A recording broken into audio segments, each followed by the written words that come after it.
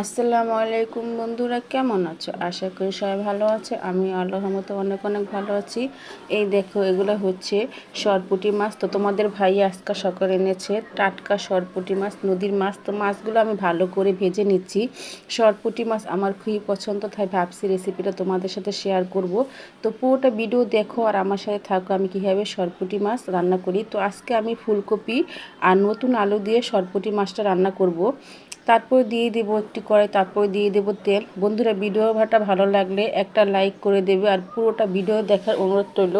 তারপরে এই তো তেল দিয়ে দিয়েছি, এখন দিয়ে দেবো কাঁচামরিচ আর পেঁয়াজ। কাঁচামরিচটা পেঁয়াজটা ভালো করে ভেজে নেব। তোমরা একবার হলো বাসায় সরপুঁটি মাছ রান্না করে খাবে, ফুলকপি আলু দিয়ে খেতে অনেক অনেক মজা হয়।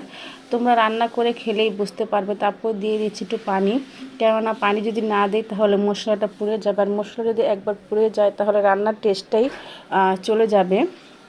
তারপরে দিয়ে দিচ্ছি হলুদ পাখি, মরিচ পাখি, লবণ আর স্বাদ মতো লবণ।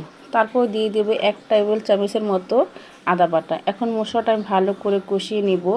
মশলা যত কষানো হবে তত রান্নার টেস্টটা কিন্তু দ্বিগুণ বেড়ে যাবে। তারপর দিয়ে দিচ্ছি হচ্ছে ধুয়ে রাখা ফুলকপি আলু। এই যে ফুলকপি আলু আমি দিয়ে দিয়েছি। এখন ভালো করে কষিয়ে নেব ফুলকপি আলু। তারপর সামান্য একটু পানি দিয়ে দেব। এই যে আমার কষানো হয়ে গেছে, যে একটু পানি দিয়েছি। এখন দিয়ে দেব হচ্ছে ভেজে রাখা সরপুঁটি মাছ। এখানে আমি 6টা মাছ ছিল, 3টা মাছ নিয়েছি আর 3টা মাছ রেখেছি আমার ছেলেমেয়েদের জন্য, কারণ ওরা তরকারি মাছ পছন্দ করে না, ওরা ভাজা মাছটা পছন্দ করে। কড়কড়া করে পরে ভেজে দেব। তারপরে এই দেখো মাছগুলো দিয়ে দিয়েছি আর দিয়ে দেব হচ্ছে টমেটো। তো টমেটো তো অবশ্যই দেব, কারণ টমেটো না দিলে তরকারি টেস্টটা আসবে না। এই যে ভেজে রেখেছিলাম এই মাছগুলো আমার ছেলে মেয়ে খাবে। তো এই যে ঢেকে রাখে দেব প্রায় 20 মিনিটের মতো। তো এই দেখছো কী সুন্দর হয়েছে আমার সরপুঁটি দিয়া ফুলকপি আলুর রেসিপি। তারপর দিয়ে দেব ধনেপাতা। ধনেপাতাগুলো ডিপে ছিল, তো এমনি নর্মালি কোনো ধনেপাতা ছিল না, যে ডিপেরটাই দিয়েছি। আর দেখছো তরকারিটা কী সুন্দর হয়েছে আর কালারটা কী সুন্দর হয়েছে। আমার তো এখনই খেতে ইচ্ছে করতেছে, কিন্তু এখন আমি খাবো না, আমি খাবো দুপুরের।